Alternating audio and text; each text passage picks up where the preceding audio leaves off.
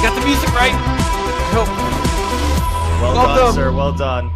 Welcome, all of you fools, and welcome to the Fantasy Fools podcast. Today is episode 24. We're almost at a quarter of 100, and which is 25 for you math geniuses out there. Not all of you can be Dr. Statman, who is with us today.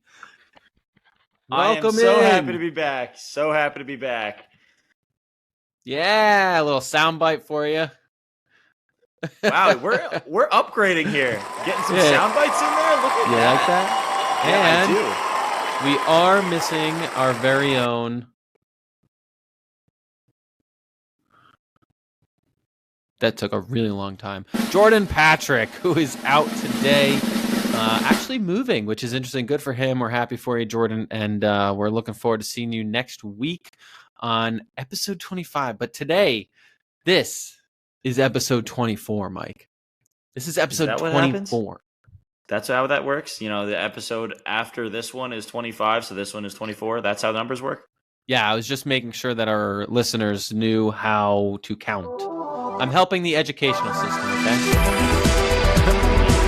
So, I'm at least happy that you can help us out because, I mean, quite frankly, that counting is going to be really important when we start working on these rankings, which you just keep hammering me on. Yes, I do. All right. Well, I'm glad that you're working on yours. We're getting there. But anyway, this is episode 24, and today we're sticking with the same schedule for this offseason. We don't have much news for you, so we're going to give you the tiny little snippets of information. And then today we are going to continue our divisional breakdown and talk about the NFC South, a division that has potential to be exciting this season, but it also has this potential to also be the worst division in the league again. But anyway, we'll get into that. Mike, kick us off with some news around the NFL. Yeah. Unfortunately, there's not really a whole lot of news like you already mentioned. In fact, we're actually going to start off our first bit of news is a lack of news. So our number one overall pick, Caleb Williams, the high and mighty according to some, not according to the two people on this podcast. Not even Caleb Williams He is still not signed on his entry-level contract. Actually, if I read the quote properly, he is not signed, and he said he knows he's worth. Tyler, is there anyone who could be more unlikable in the NFL than Caleb Williams? No, he's a rookie. You don't know Jack. You could be like Josh Rosen, who ended up thinking he was hot shot, and ended up busting hard in the NFL. And honestly, I'm getting Caleb Williams, Josh Rosen vibes. I totally agree with you. And I'm on top of agreeing with you. I'm hoping for it. I'm totally on the station wagon of basically just saying, please, for the love of God, Caleb Williams, be a bust. That's all I want. I am right there with you. I want him to fail so badly. I mean, look, I'm sure he's a successful guy. You know, he played good in college, but the NFL is a different game, and I don't. You know me, Mike. I don't like those cocky players. I don't like those guys who think they're hot shit. And maybe it's a flaw, but I can't stand any of them. I'm not a big Mahomes guy. Obviously not a big Caleb Williams guy. But I'm hoping that his cockiness ends up hurting him. I am right there with you. Actually, I have something I want to ask you, and I'll ask you on the pod if we have time. But I went over a couple trades, and actually one trade revolves around a wide receiver that he's going to be throwing to. But we'll get to that later. We'll get to that later if we have time. I thought you were going to ask me the question right there. I'm like, we are on the pod, and now you're asking me this question. No, don't worry. If we have time later on, we'll see. But get into the second bit of news. I don't even know who this guy is, but that's because it's not fantasy relevant, but it's NFL relevant, so we'll let everybody know. Tashawn Gibson, a former safety, I believe, for the 49ers, he ended up accepting a 6-game suspension due to a drug violation policy for the PED policy in the NFL. So wow. He is an unsigned free agent at the moment, and it does not seem very grand that he's going to be getting his chances anytime soon. And if someone does sign him, well, he's going to have to serve that 6-game suspension. So wish the guy best of luck, and hopefully he said it was an off-season thing. He took once. Hopefully that's the case, and he's gonna get another contract somewhere, but we'll see. Yeah, I've never even heard of this guy. But Mike, thank you for going over such important and informative and really fantasy crucial news this week. I mean, that was top. That might have been the best news segment you've done our entire podcast. I know. It worked real hard about it. I think I did about 15 seconds of Google searching for that one because that's all that was really worth it. There was really nothing that came up. And I was monitoring Sleeper the whole time. Nothing came, man. So we'll stick with that. But you do know what happens now. We are in the last month of the year without football. This is it. Next month's August. Now is the time for that soundbite for Cheers. Yes. Oh, I forgot about that. Oh, my God. Yeah, there you go. The last month of no football. Thank God. Thankfully, football will be back. We can all have our Sundays back. Can you imagine? I know. I need my Sunday back. But anyway, thank you for the news update. And now we are going to dive into the NFC South. And starting off this division, we've got the Tampa Bay Buccaneers, the New Orleans Saints, Atlanta Falcons, and the Carolina Panthers kicking it off with the Tampa Bay Bucks. I got 2 Bucks jerseys behind me. Still a fan of the Bucks, actually, believe it or not. But some guys who are staying. I'm a big fan of this guy, Baker Mayfield. I actually really am hoping for him to succeed, and I'm glad he's staying with the Bucks. He got a good contract. He really showed last year what he was made of. I'm so happy that he's staying in the Bucks.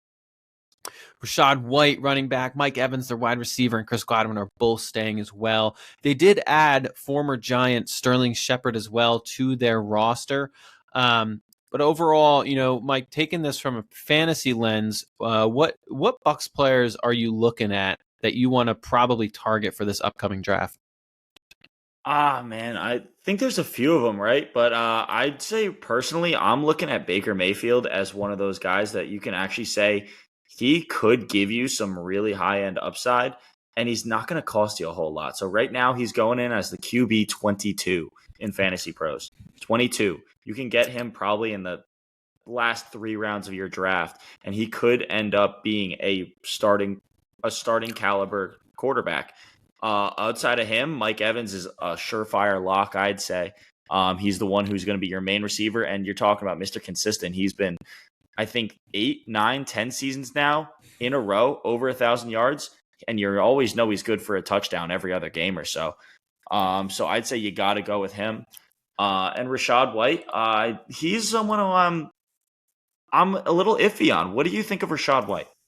Well, so Rachaad White, I think for me is a fantasy target. I think last year he ended pretty highly, if I remember correctly, and I think he is a definitely a top running back. He had 7 last season, 7. So he's definitely got one of the running back.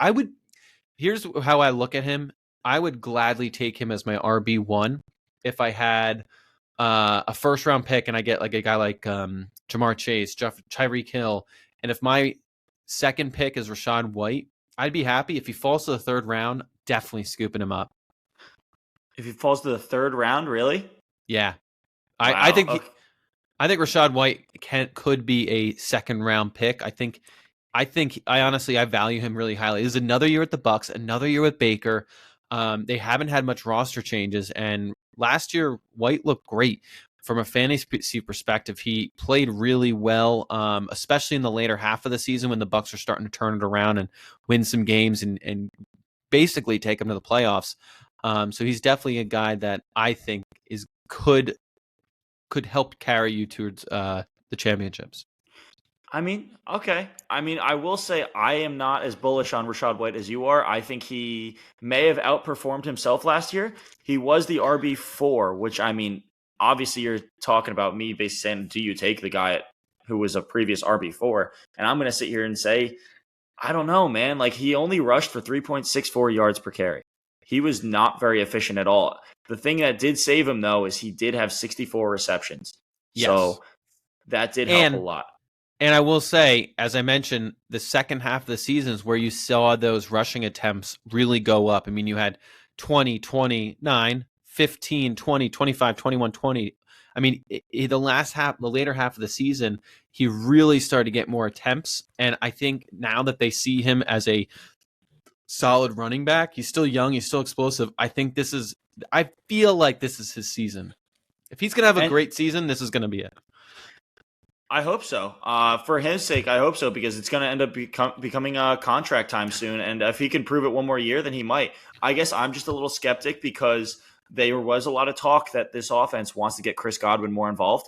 So it depends on how much you want to go into that. But if that's true, then he's going to be losing receptions. And if he puts out that efficiency, he's not going to be anywhere, and he's going to be the bust of your franchise. I mean, I'm telling you right now, looking at Fantasy Pros again, he's going to be the number 42 guy on the board. So he will be around in the fourth round, halfway through the fourth round in standard 12-team leagues, but he's going in at the RB13 for half PPR formats. I think if you can get him in the fourth round, yes, if you're asking me if I'm targeting him in the fourth round where Fantasy Pros are saying he's going to fall, I'm picking him up. I am happy to have him as my RB1. And I like how he looks. Now, to go back a little bit to your points about Baker, I think I'm 100% in agreement. Baker is a potential sleeper candidate. I don't think he's getting enough props for how his last season performed in this upcoming draft. I know there's a lot of new rookie quarterbacks who are coming into the season, but Baker finished 10th in most leagues, depending on your scoring methods, but he was a top 10 guy. I mean, he really pulled it together and showed that he is a fantasy relevant quarterback. And I think he's finished 10th. I'm sorry. And I think he's a guy that you're right. I think he's going to be a sleeper. I think you can get him really late.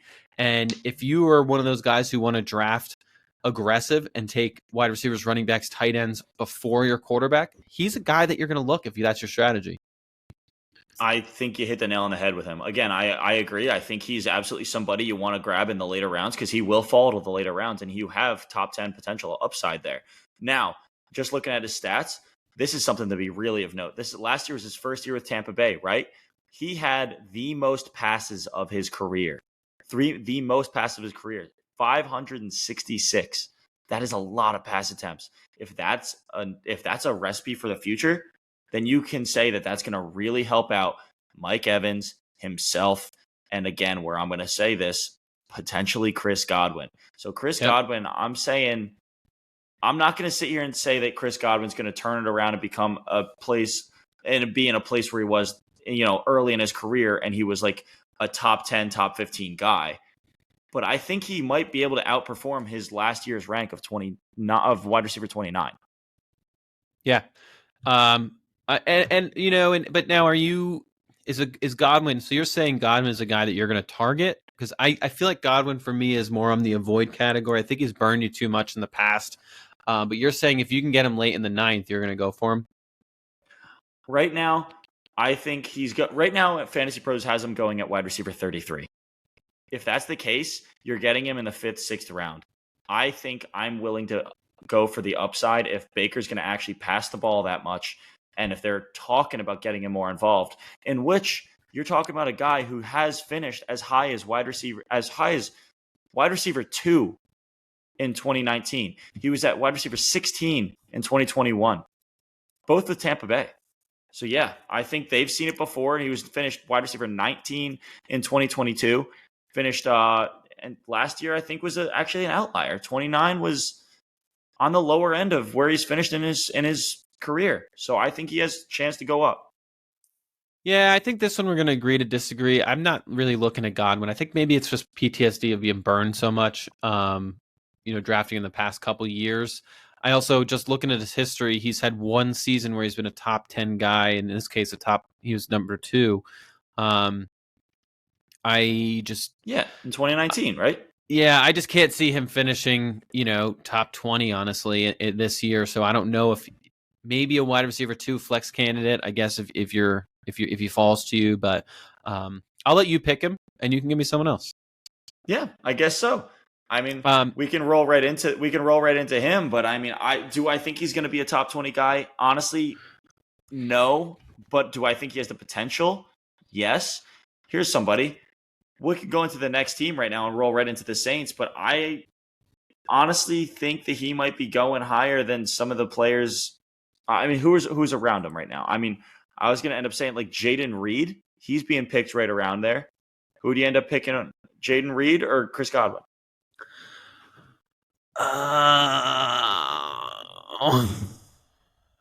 Jaden Reed. Terry McLaurin or Chris Godwin? Who's on the wall? Who's on the Commanders? Terry McLaurin. Jahan Dotson. Jahan Dotson. And they just got a guy. They did just get a guy. Who was it? I don't think they just drafted him though, didn't they? I don't remember. But anyway, honestly, with the new quarterback, I'd probably go Terry McLaurin. Okay. All right. Well, I guess we'll see. We'll roll into the Saints, right? So we got some big names staying in for the Saints. We got Derek Carr. We got. Oh, Chris wait. Olave. Drew Brees, you mean? Oh, yeah. Drew Brees. He was there, right? Oh, yeah. Okay. No, I'm sorry. They did move on from him eventually. He had to retire. God, that sucks. Mike thought he was still in their lineup today. I miswrote something in the spreadsheet. I'm sorry. I was thinking of old stats, and I ended up thinking about the wrong guy, okay? Derek Carr is on the team, along with Chris Olave, Alvin Kamara, Keandre Miller, Taysom Hill, and Juwan Johnson. Those all highlight the guys who are staying. We had one big name leave who really did not show up last year. Really, he hasn't shown up in quite some time, but Michael Thomas is a pending free agent. And that also, they really didn't honestly add that many people. The only big addition I can think of was Chase Young, and he's not doing a whole lot for your fantasy unless you have their defense, which that really isn't much. But if you do play with the defensive players, might be someone of value at that point. But, so here's my thought, though, on that. I think this is a big add for the New Orleans Saints. And the reason why I do think this is fantasy relevant is because I know we talked about it one episode, maybe it was very in the beginning, maybe one of our first 5, but when you're looking at teams, one thing you do have to consider is how strong their defense is, right? Because if they got a really strong defense and a really aggressive offense, they're going to get points early, but later on in the game, they're just going to run it. So in this case, a team like the Saints who do have a really strong defense, this is a team where I'm going to look at running backs really specifically because I could see, now again, you got Derek Carr at the helm, but the point being made is that I could see the running backs being used the second half of the game more than throwing the ball because your defense is able to hold them. They have faith in that defense. So yes, fantasy direct relevance, not much, but overall, defenses do impact fantasy relevancy.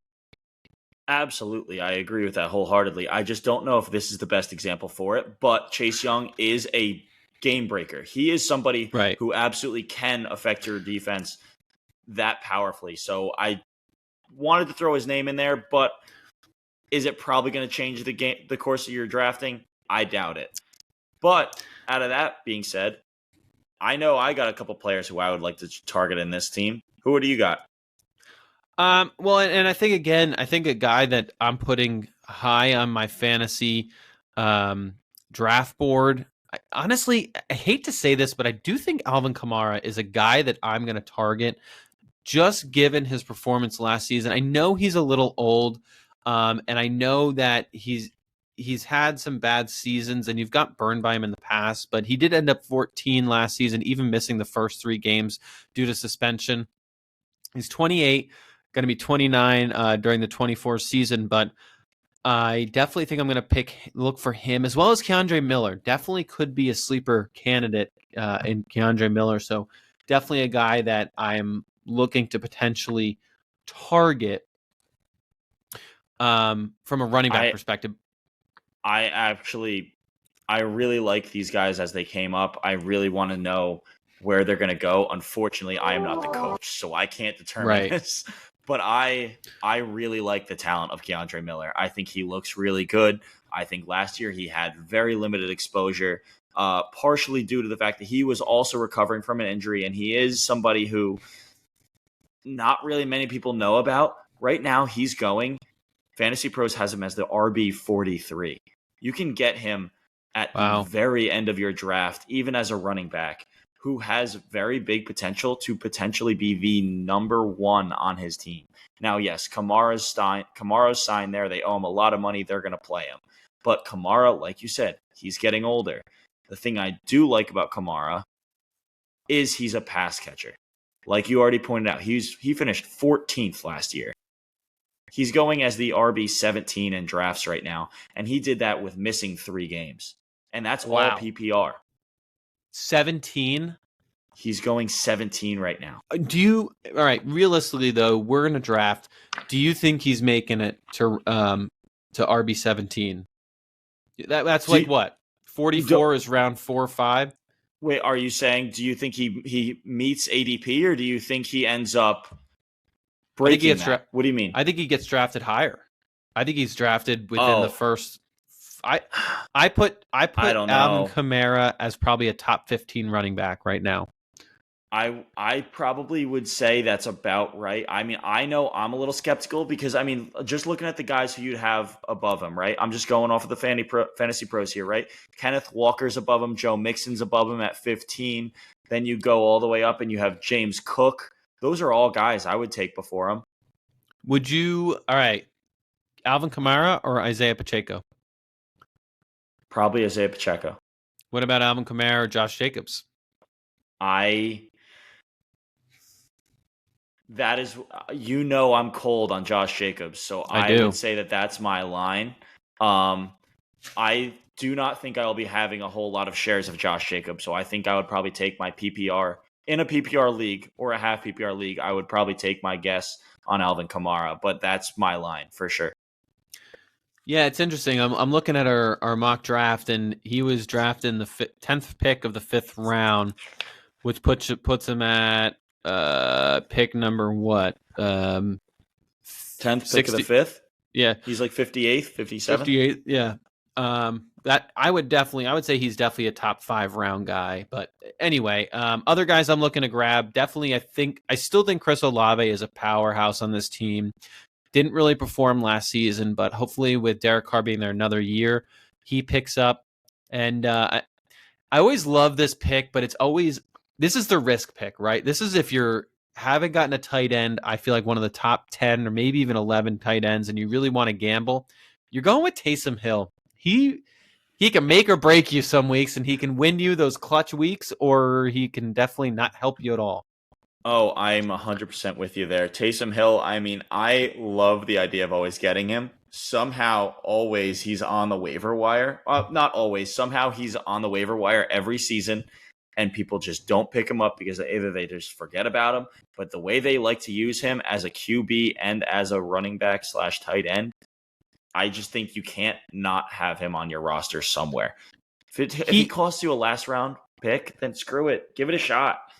He's one of those, actually, so he is my tight end that I would actually be okay with putting on my bench. He's probably one of the very few tight ends where I'm really going to have a backup going into the beginning of the season. Obviously, you always want to use, or I use the waiver wires typically if I don't have him to pick up other guys, when during the weeks where my guys are buys.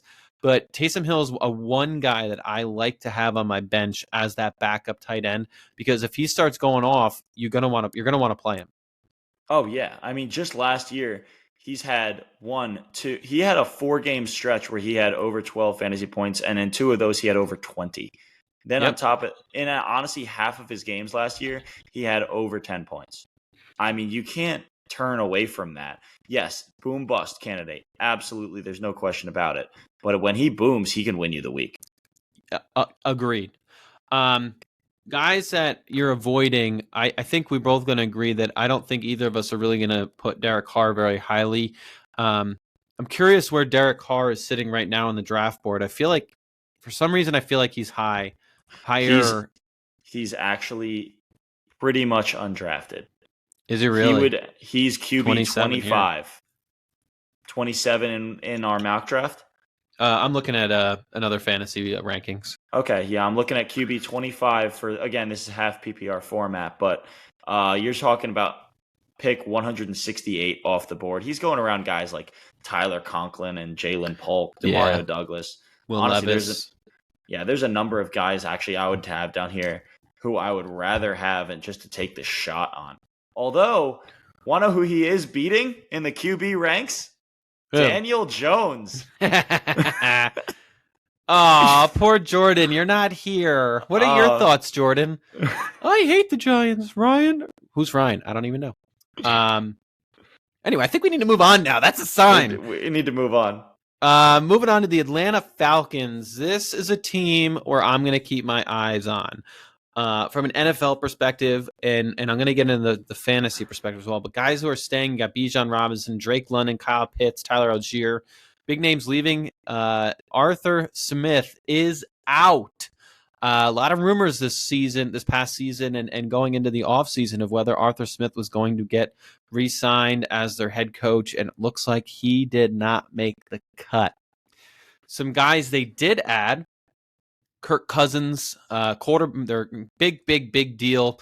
Oddly enough, they also drafted a quarterback after giving Cousins a 5 to 6 season deal. They drafted Michael Penix Jr. They also added Darnell Mooney. Mike, from a fantasy perspective, I know we both are looking at the Falcons with open eyes from an NFL point of view, wondering, hey, what is this team going to look like?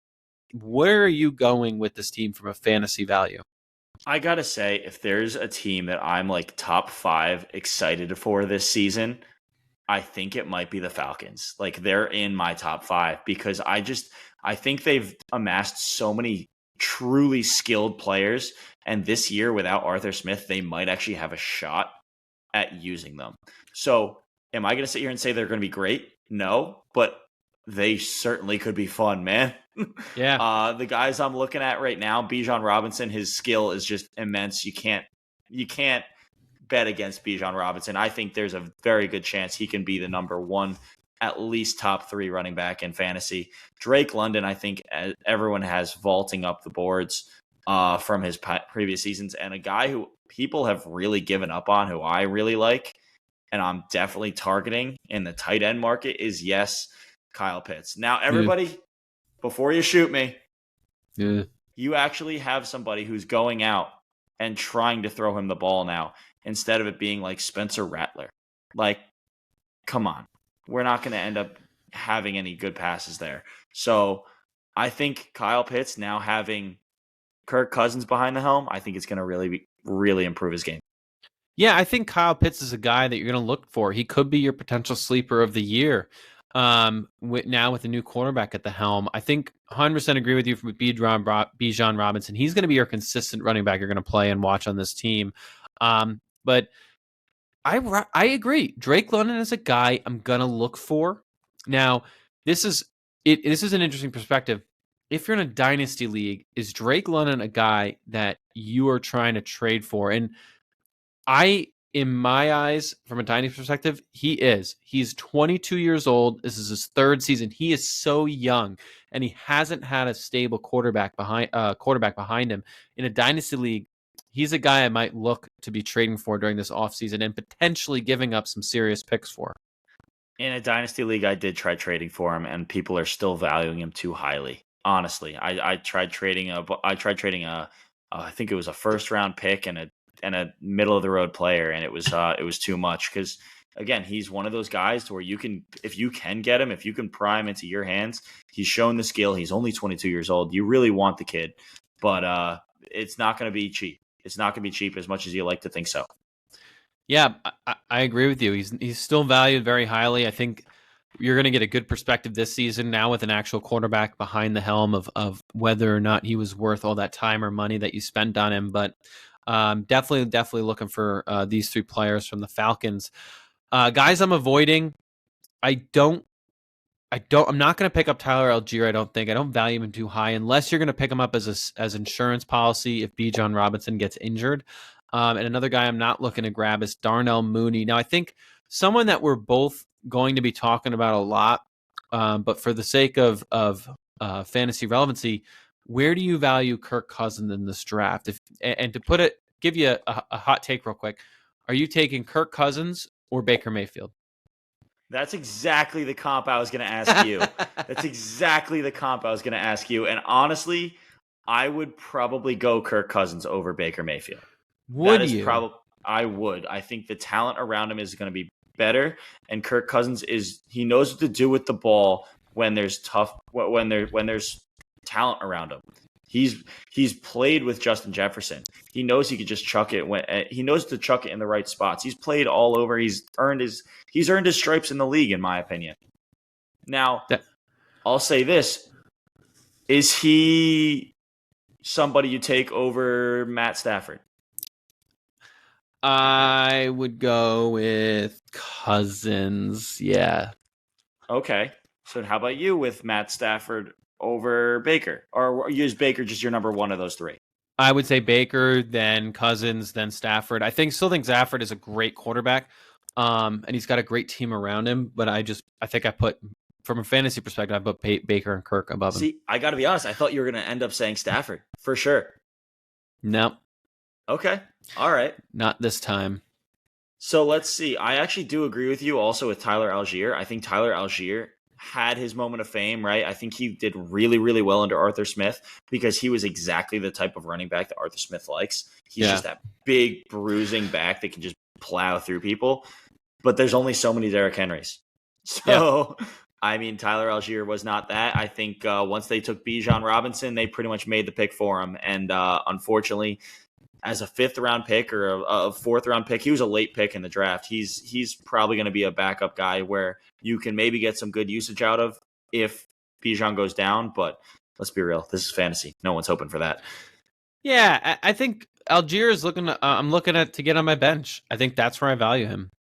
I mean, he would be somebody. Bijan's going to have the ball so much in his hands that if you want to stash somebody and you were looking real good at the position, if you really want to stash somebody, sure. But agreed. You are literally only hoping for him to straight up get. You're hoping for Bijan to get hurt.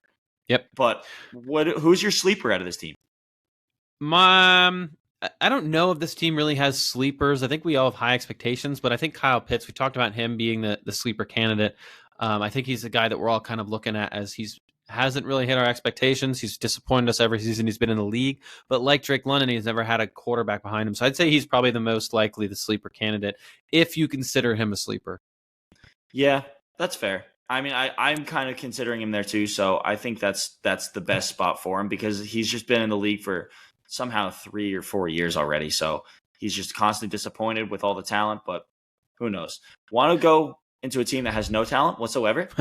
Let's go into those Carolina Panthers, baby. Facts. Yeah. Facts indeed. We're talking about the former team to have the number 1 overall pick. We're talking about the team to have. Oh wait, no, they traded that away, didn't they? Oh, that's right. They traded away this year's number 1 pick too.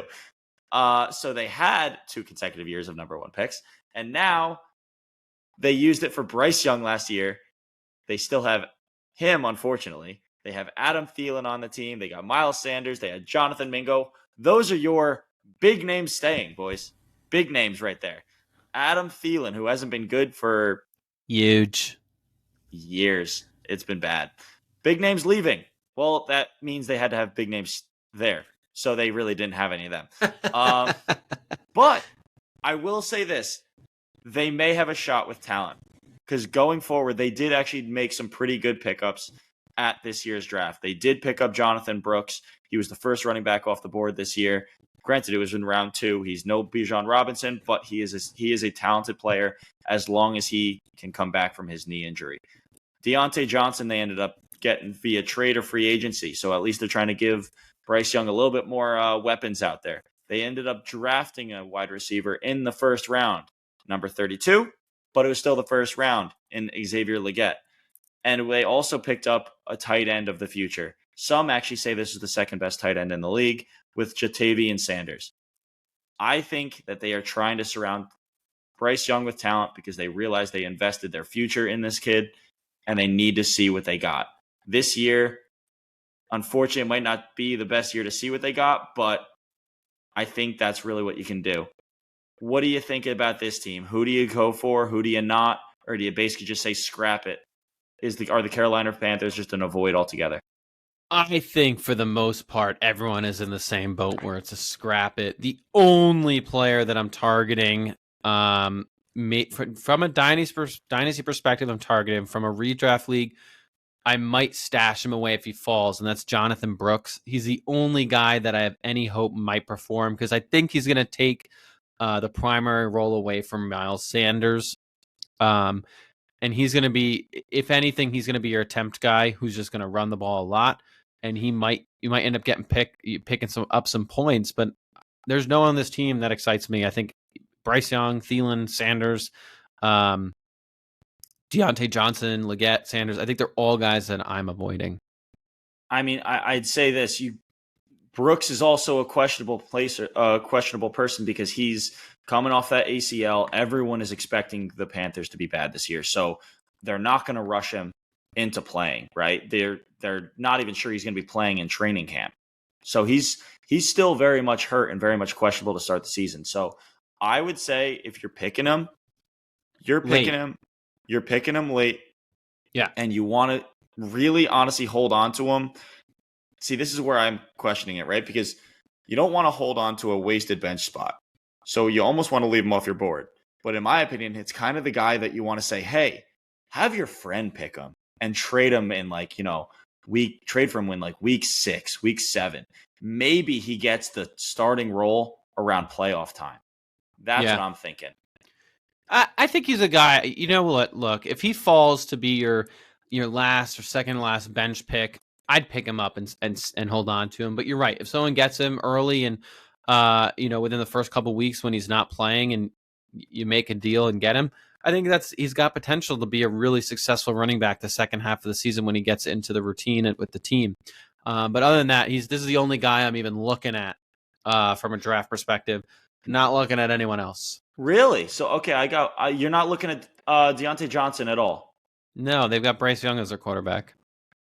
Okay, I mean, that's fair, but I would still say that he's got some possibility, no? I mean, he's going to be in a PPR format, right? In a PPR format, you're telling me you're not going to give him any looks? Because you're also keeping in mind Bryce Young held Adam Thielen last year in the first 4 or 5 games in top 10 wide receiver category. Adam Thielen. Yeah. I just don't think I trust Bryce Young yet. If you're doing a comp, are you going Christian Watson or Deontay Johnson? Oh, they're totally different players. I would go Christian Watson all day long. Tyler Lockett, Deontay Johnson. I would say Deontay Johnson over Tyler Lockett and that's a better comp because it's somebody who you're talking about trying to get volume. Deontay Johnson is a PPR volume machine. Jackson Smith and Jigba or Deontay Johnson? I'm definitely Deontay Johnson, I would say in that category. What about DeAndre Hopkins?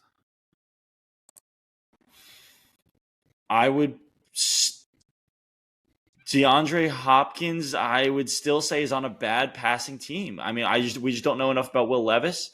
I would probably say Deontay Johnson. I would actually say this though, and what my opinion from earlier on this podcast. Where do you rank him in comparison to Chris Godwin?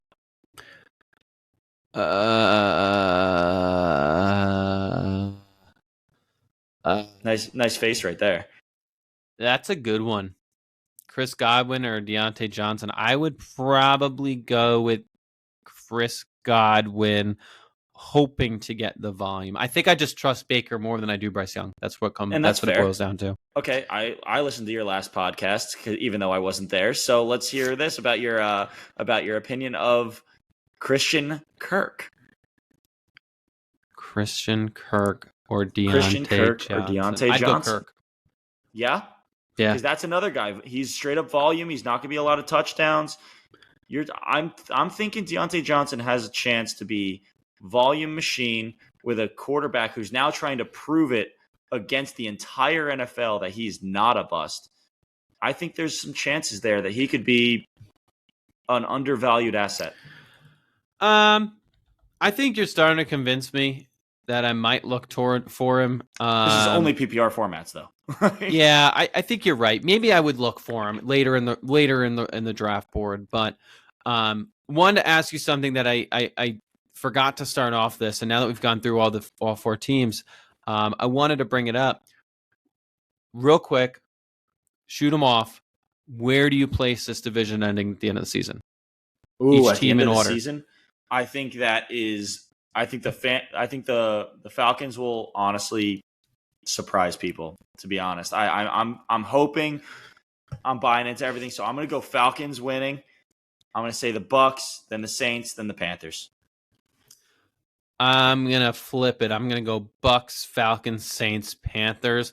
But I think the Falcons and the Saints are going to be really close. I expect a lot out of this Bucks team. I do think it's a little bit risky given the age of a lot of their players. Godwin, Evans, both older wide receivers. But I got Baker fever right now. I feel like he's gonna pull these Bucks to another playoff. You've always loved Baker, though. You've always. I know. I think it's because you like just baked goods. That's really what it is. So, all right. So we'll stick with the actual other parts of the segment here, right? I know Jordan really likes getting the best of the positions here too. So best QB in the market here, best QB in this division. Who do you got? Mayfield, I believe as well. Yeah, Mayfield, I think is. Oh wait, I'm sorry. No. You're gonna put Kirk above him? I think I'm actually going to still go Mayfield, but I think it's close. Yep. Closer than I think I give Baker and Kirk credit for, but I'm going Baker. Yeah. What about wide receiver? Wide receiver, I think actually that's going to be I think it's actually going to end up being Mike Evans. Yeah. I was going to start by saying Chris Olave, but I don't trust Derek Carr, and I do trust Baker Mayfield's bomb of an arm and Mike Evans being there to receive it. Mike Evans has the potential to get 2 completions, but get you 25 fantasy points because they're 80-yard passes. I'd go Mike Evans as well. What about running back? Running back, I think, is pretty clearly Bijan Robinson. Yeah. I think I agree with you.